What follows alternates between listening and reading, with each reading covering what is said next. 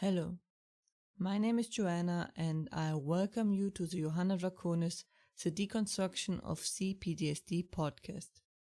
Today we're going to talk about how to communicate PTSD with your family.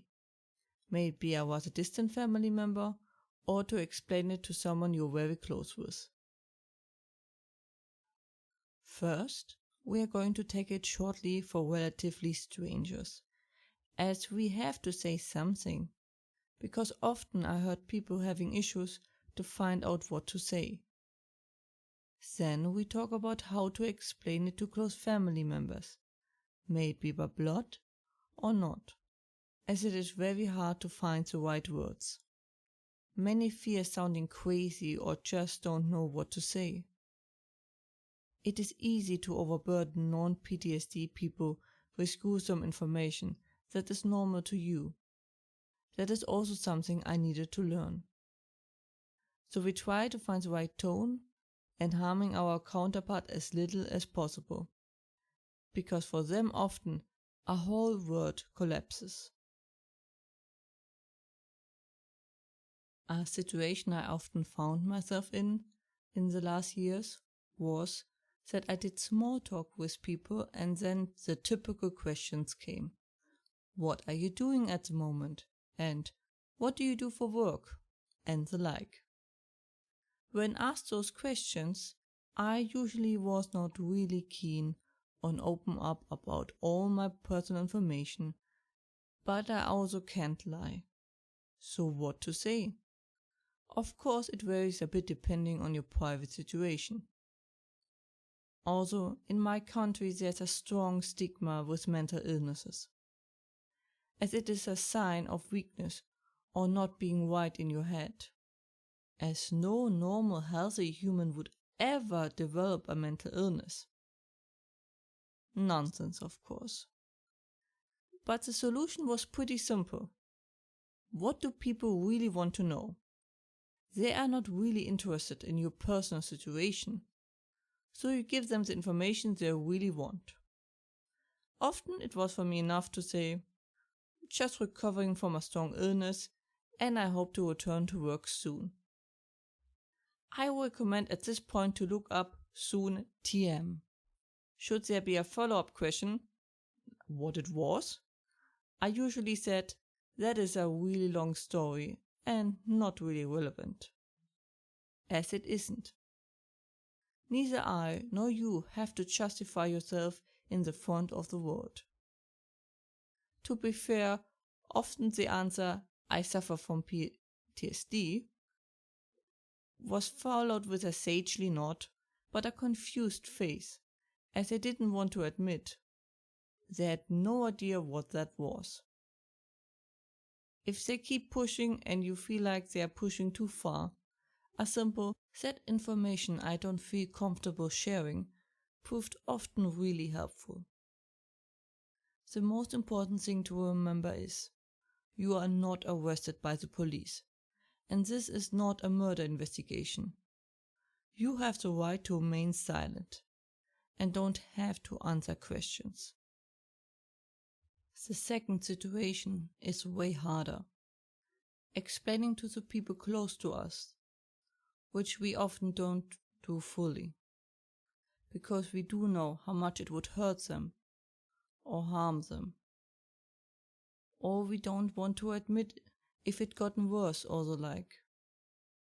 As we see them worry and then often feel really bad because they can't really help us. I will separate it into breaking the news, explaining PTSD, and how to explain when something goes wrong, be it a trigger, flashback, or the like. As this turned out to be way longer than I anticipated, I will separate it after breaking the news. So this episode is split in two. We start naturally with breaking the news. So it is not just telling them you have PTSD, it's also about the questions afterwards that will pop up. That can be difficult. How could that happen? Why? Are you sure you didn't try X or Y, Z? Are you sure it happened? And so on. The first reaction to bad news is often denial. I know it often hurts to hear those questions, as they seem to doubting you in some way. But we reject information that is not conforming to our current information status, also known as cognitive dissonance. Now, there will never be the perfect moment, but there are few things you should take into account. It should be a normal day. So no special event, no festivities, etc. You know, calm atmosphere. As much as it is cliché, I really recommend having them sit down. It calms people down.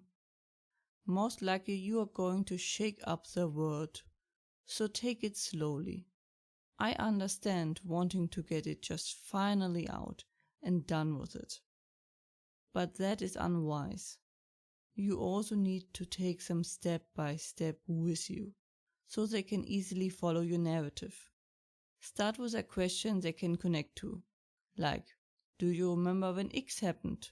Or, remember when I told you about X? From there, say how it led you to the diagnosis. Was it by talking to your psychologist? Write up your symptoms. Use soft language. The information is important, not the details. They care about what happened, not necessarily the details. It is really enough to say something like, something really bad happened to me, or horrible happened to me, or something went horribly wrong. The details can be overbearing to your loved ones. Try spoon-feeding them or keep it broad. Then see what they can stomach, even if they say otherwise. People who didn't come in contact with the true darkness of life have no idea how deep and dark the abyss can get. So you have to be careful, especially when they are older. You don't have to unpack, or you might think you have to unpack. We often get so used and numb to the darkness that we are often surprised by how little non-PTSD people are shocked or convinced by. Also, your voice will help you a lot. They will hear the truth in your voice. People who know you for a very long time know how you sound. There's also a form of truth-speaking we recognize as human beings. We just kind of know when someone in front of us is truthful. The skillful might still be lying, but nonetheless. According to research, we only convey 7% of what we say via words. The rest is body language, tone, etc. They will want to know when and where it happened, where they were, if they could have done something. Often there is aggression, as they see a loved one was hurt, and they want to fight off who did it. If you can, it's usually better to use that energy to help you than fighting the enemy.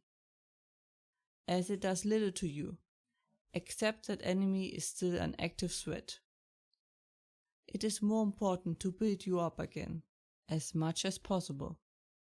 Afterwards, the mood is usually down. I recommend giving some perspective, like what you plan next, or what the next step in the therapy is, etc. They will need a goal. It will help them deal with it all. I know the confession is often infused with shame, as it feels like a defeat. There is no need to be ashamed. You might have been a victim of what happened to you, but that does not mean that you are bound to that. Be careful that the victim doesn't become your main identity, as I've seen it so often. It is important to move on. It happened, nothing can be changed about that. But we need to keep on moving, no matter how painful or hard it is.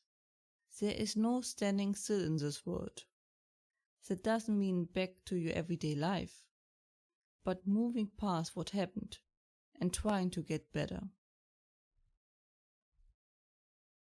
Then there is sometimes the case that the family isn't refusing the information as a first shock, but as a stance.